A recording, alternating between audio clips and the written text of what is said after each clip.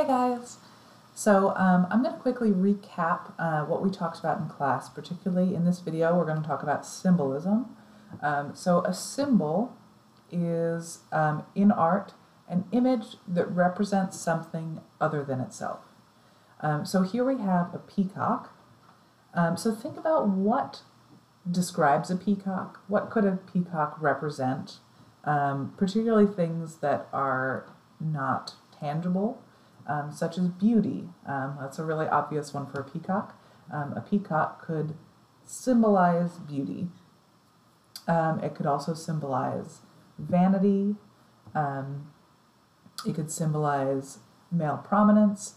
And there are lots of different ways to read into any symbol. There are some obvious symbols, like a heart means love. We all kind of collectively understand that. But then there are symbols that you can create yourself, and they can really mean anything that you want them to mean. Symbols can be personal and subjective, or they can be more obvious. So we looked at a couple other symbolic images. Here we have a wolf, and look at the whole image, right? So we have a wolf, which could represent fear or hunger, or kind of a pack mentality. But we also have in this image, this particular wolf has wings, which could mean freedom or independence. The wolf is looking hungrily at a heart, which could mean desire, hunger. Yeah, so you can both look at the actual symbol, the wolf, and you can also look at what is it this wolf doing in this picture, and what could that represent. And finally we've got this one with an elf, like elderly elf, and he's got this watch. He's sleeping, so maybe, you know, it could represent wasting time, you know, wasting your life away, waiting for death. Right, so there are lots of different ways to read into this, and any symbol.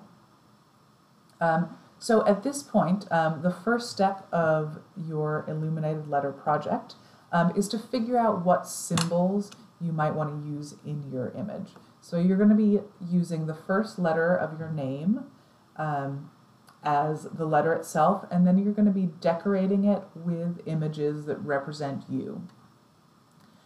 So when you go to the Nearpod, you're going to find this big list of words that describe a personality, someone, you know, that could describe you or someone else. These are all personality traits. So you're going to read through this list, and you're going to, you know, pick out which things you think relate the most to you.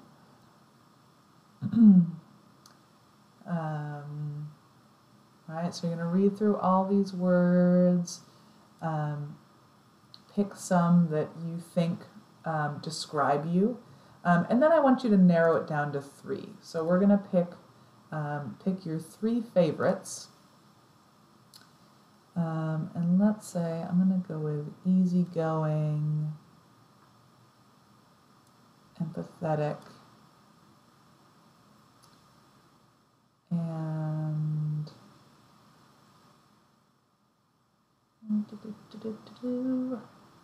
open-minded. All right, so we're gonna pick 3 that you think most describe you.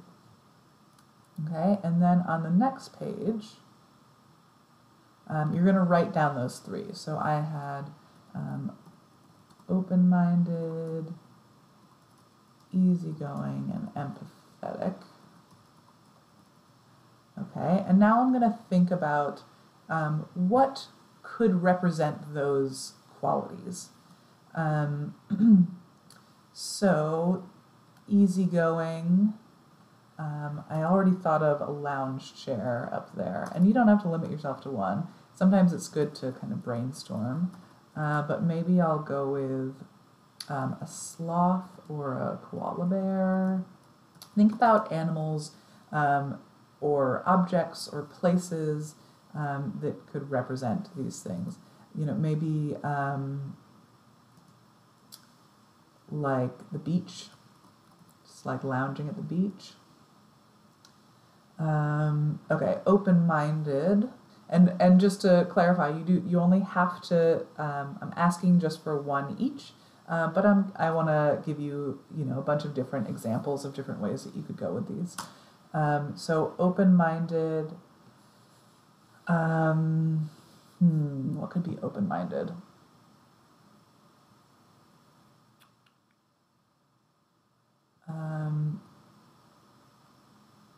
Maybe,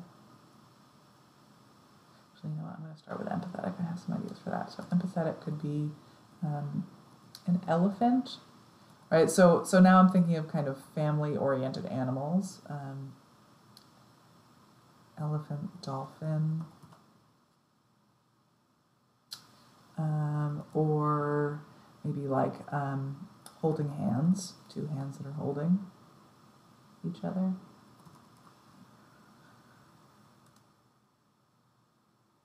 Open-minded, I'm gonna say sky, like a wide open sky.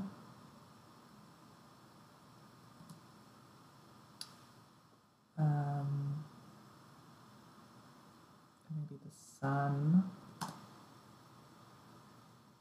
And right, so these are up to interpretation. There are no rules about what is a right symbol and what is a wrong symbol. And maybe a chalice. Okay, so I'm gonna go on to the next question. So this is, on this question, you're thinking about things that you like to do, things that you enjoy, where you could pull out some other possible symbols that you could use to decorate your letter. So I'm going to say, let's see, I like gardening, so I could include plants, or a shovel. I like to paint, so I could include a paintbrush, a canvas. My family,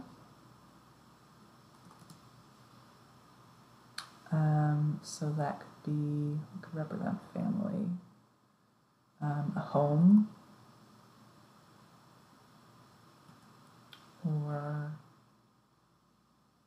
a baby. All right. And so here in this last question, you're kind of taking all of the ideas that you've just thought of and think about, what do you actually want to put in your artwork? Okay, so I'm going to be using the letter F for figgy. And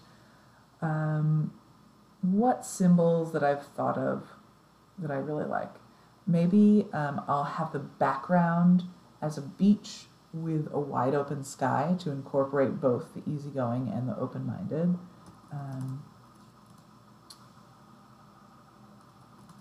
Sky.